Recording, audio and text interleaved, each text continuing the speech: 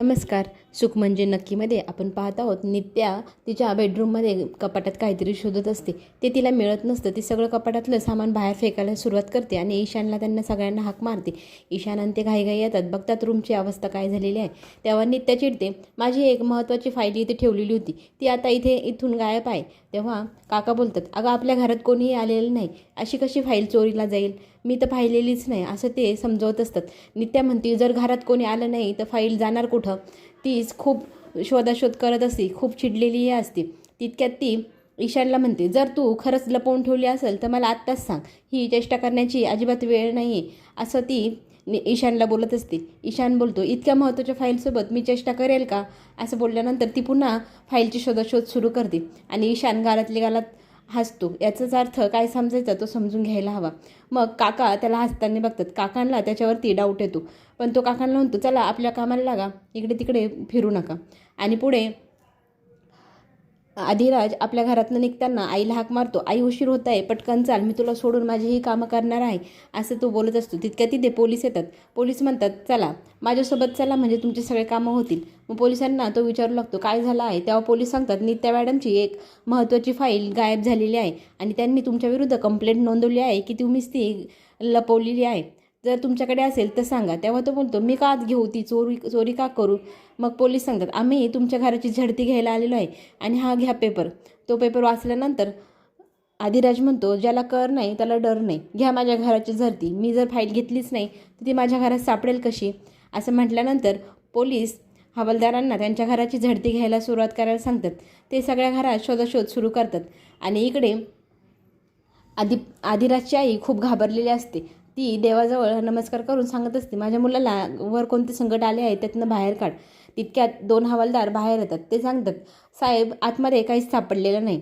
मग पोलीस म्हणतात, ठीक आहे, काहीच भेटलेलं नाही, चला आता निघूया. असं म्हटल्यानंतर पाठीमागनं एक आवाज येतो, थांबा साहेब. त्याच्यातला तिसरा हवालदार एक पिशवी घेऊन येतो.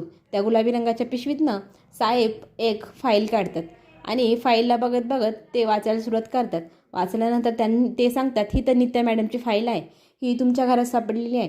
तितक्यात आधिराजला धक्का बसतो, ही इथे कशी काय आली, ही फाईल तर मी पाहिलेलीच नाही. मग त्याला धक्का बसतो. इकडे त्याची आई पोलीस सांगतात, घेऊन चला.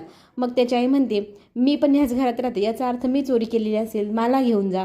तेव्हा पोलीस सांगतात, हे बघा, नित्या मॅडमने आधिराज सरांवरतीच केलेली आहे कंप्लेंट, तेव्हा त्यांनाच घेऊन जावं लागेल. मग पाहुणी पण पोलिसांसमोर आडवी होते. जर त्यांनी काही केलेलंच नाही तर त्यांना का घेऊन जाल तुम्ही, मी तुम्हाला घेऊन जाऊ देणार नाही, अशी आरडाओरडा सुरू होतो. गावातली सगळी मंडळी त्यांच्या भोवती घोळका बनवतात आणि हात पकडून त्यांचं रिंगण बनवून त्याला जाऊ देत नसतात. तेव्हा आधिराज सांगतो, हे बघा, आपण जर चुकीचं काम केलेलं नाही तर घाबरायचंच नाही आणि कोणाच्या दबावाखाली यायचं नाही, आपण फक्त लढत राहायचं. आपली लढाई चालू ठेवायची, थांबवायची अजिबात नाही. मला जाऊ द्या, पोलिसांसोबत मी गेल्यानंतर मग आपण नंतर बघूया. मग आधिराज पोलिसांसोबत जायला तयार होतो आणि घेऊन जातो. इकडे नित्याच्या घरावरती सगळे गावातले मोर्चा घेऊन येतात आणि सगळे नित्य अधिकारी बाहेर ये असा आक्रोश करत असतात. तेव्हा पाहुणे सांगते, आपण आता हिच्या थेट घरातच घुसू. तेव्हा त्याची बहीण सांगते, नाही, असं चुकीचं काम नाही करायचं. तितक्यात नित्या घराच्या बाहेर येते आणि नित्यावरती सगळेजण चिडतात. तेव्हा आधिराजची बहीण बोलते, तू माझ्या दादाला जेलमध्ये का टाकलं, त्याने काही केलेलं नसताना तो तुझ्यामुळे आज जेलमध्ये सडत आहे. ती खूप चिडलेली असते. तेव्हा पाहुणी एक गौरीचा पुतळा घेऊन येते आणि त्या पुतळ्याला नित्य अधिकारी असं नाव देते आणि ती सांगते, हा पुतळा आज जळलेला आहे, पण उद्या याच्या ठिकाणी कोणी असू शकतं. जर माझ्या आधिराजला काही झालं तर मी तुला सोडणार नाही, अशी ही पाहुणी धमकी देत असते. तेव्हा नित्या विचारते, मी जर काही केलंच नाही, तुम्हाला कशावर धमक्यावर धमक्या देत आहे, काय झालं आहे ते नीट माझ्याशी बोला. तेव्हा पाहुणे सांगू लागते, तू फाईल चोरल्याचा आरोप लावला आहे, त्याच्यामुळे तो आज जेलमध्ये आहे. तेव्हा काय झालं हे तिला कळेनच असतं. तेव्हा ईशान आठवतो की त्यांनी ती नित्याच्या कपाटातली फाईल घेतली, ती चोरी करून सरपंचबाईंकडे नेऊन दिली. सरपंचबाईंच्या सांगण्यानुसार आपण ही फाईल आधिराजच्या याच्यात ठेवायची घरात आणि त्याच्यावरती चोरीचा आरोप लावून त्याला जेलमध्ये टाकायचं, असं सगळं ठरलेलं होतं. आणि तो जेलमध्ये गेल्या गेल्या त्याची जमीन बळकावायची, असं त्याला सरपंचबाईंनी सांगितलेलं असतं. मग तो आठवत असतो की आज त्याच कृपेमुळं आधिराज जेलमध्ये आहे. इकडे पोलीस त्याला आधिराजला घेऊन जातात आणि जेलमध्ये बंद करतात. आणि आणखी एक इसम त्या जेलमध्ये आणून टाकतात. तो खोकत असतो. त्याला खोकताना पाहून आदिराजला त्याची कीव येते. आदिराज त्याला बसवतो आणि पाणी पिण्यासाठी पाणी देतो. आणि शेखर हे खूप खोकत असतं. त्यांचं अजिबात लक्ष नसतं. ते पाणी घेतात. एक घोट पाण्याचं पितात. तितक्यात त्यांच्या डोळ्यासमोर जयदीपराव असं पाहिल्यानंतर त्यांना खूप आश्चर्य आणि आनंद होतो. जयदीपराव म्हणून ते त्याला हाक मारत असतात. आदिराजला खूप कसं तरी वाटत असतं, हे काय करताय, हे कोण आहे, हे तर नित्याच्या सोबत होते आणि नित्याने त्यांना माझ्यासोबत इथे पाठवलेलं दिसते.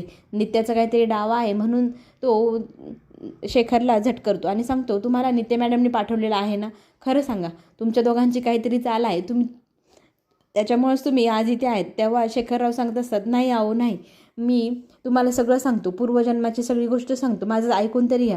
पण आदिराज हवालदाराला बोलवतो आणि सांगतो, हा माणूस मला खूप त्रास देत आहे, याला ह्या लॉकअपमधनं घेऊन जा. तेव्हा शेखररावांना पोलीस तिथनं दुसरीकडे हलवतात. मग आदिराज रिलॅक्स होतो. तितक्यात त्याच्या पाठीमागनं त्याची आई येते. आई आनंदाची बातमी घेऊन आलेली आहे. ती सांगते, तुला आज सोडलेलं आहे, नित्या मॅडम तुझ्याशी भेटण्यासाठी बाहेर आलेल्या आहे, तू त्यांच्याशी बोलून घे. तेव्हा तो सांगतो, मी कोणालाही भेटणार नाही. इकडे नित्या मॅडमला ईशानने केलेली सगळी हकीकत कळलेली असते. तेव्हा ती त्याच्यावरती चिडते. हे असं बेकायदेशीर काम मला आवडत नाही. तुला चांगलं माहिती आहे माझ्या तत्वात ते बसतच नाही. तू का असा आरोप लावला आणि त्याला हे केलं. तेव्हा तो सांगतो, आपण त्याची जमीन बळकवायची, पण ती तयार नसते. तेव्हा ईशान म्हणतो, तू जंगलात गेल्यापासून त्याच्याशी प्रेमातच पडलेली दिसते, तुला खूप त्याचा लळा लागलेला आहे. तो कोण लागतो तुझा, काय झाले तुमच्या जंगलामध्ये, असं विचारल्यानंतर नित्या खूप चिडते आणि एक त्याच्या कानाखाली सनसनीत जाळ काढते. ईशानच्या कानाखाली लावल्यानंतर तिला कान पडल्याने होतं.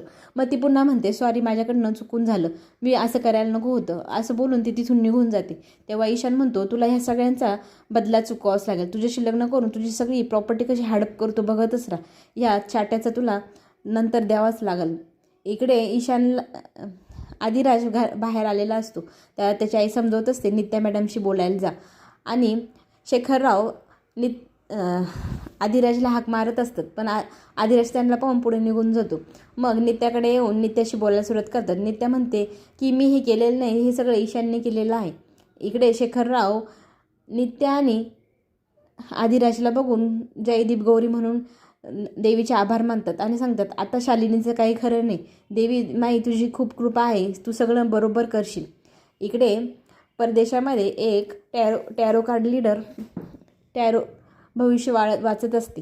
ती भविष्य वाचता ती सांगते, तुमचा भूतकाळ तुमच्या सातसमुद्र वरून इथे तुमच्याकडे येणार आहे. असं बोलल्या बोलल्या समोरची बसलेली बाई पायाने सगळं धुडकवून लावते, टेबल वगैरे सगळं धुडकवते. तितक्यात एंट्री होते शालिनीची. ती असते माजोरडी शालिनी. शालिनी त्या टॅरो कार्ड रीडरला सांगते, तू माझं भविष्य सांगणारी कोण? माझं भविष्य मी स्वतःच तयार केलेलं आहे आणि ते मी तयार केले तसंच राहणार. मी माझ्या भूतकाळाला कधीच संपवलेलं आहे. तिने कसे वार केले, कसा घाव केला, हे सगळं तिला आठवतं. तिने गौरी आणि जयदीपचा कसा शेवट केला, आता तो भूतकाळ तो भविष्यकाळात कसा येणार, म्हणून ती त्या टॅरो कार्ड रीडरवरती चिडते. तिच्या अंगावरती ड्रिंक फेकते आणि सांगते, इथून निघायचं, मला असले काही सल्ले द्यायचे नाही, असं सांगते. तेव्हा ती टॅरो कार्ड लीडर सांगते, तू कितीही नाकारलंस तरी तुझा भूतकाळ तुझ्या भविष्यात येणार आहे, असं म्हणून ती तिला हुसकावून लावते. इकडे शालिनीला अस्थमाचा अटॅकच येतो. हे सगळं ऐकल्यानंतर पुढे ती नोकरला आवाज देते, त्याच्याकडनं गोळी वगैरे मागवते आणि अस्थमाची गोळी ती खाते. ते खाल्ल्यानंतर तिला जरा बरं वाटतं. इकडे नित्या आदिराजची खूप विनवणी करत असते, त्याच्या मागे मागे धावत जात असते आणि सांगते, अरे माझं ऐकून तरी घे, तो ऐकतच नसतो. मग ती हाताने पकडते आणि त्याला उभं करते. उभं करून ती सांगत असते, अरे मी हे केलेलं नाही, माझ्यावरती चुकीचा आरोप आलेला आहे, मला हे मान्यच नाही, मी तुझ्यावर असं काही आरोप लावू शकणार नाही. असं बोलत असतानाच ती खूप विनवण्या करते, पण आदिराज कुठल्याही परिस्थितीत ऐकायला तयार नसतो. तो म्हणतो, तुम्ही तुमच्या मार्गाला लागा, आता मी माझ्या मार्गाने बघतो काय करायचं.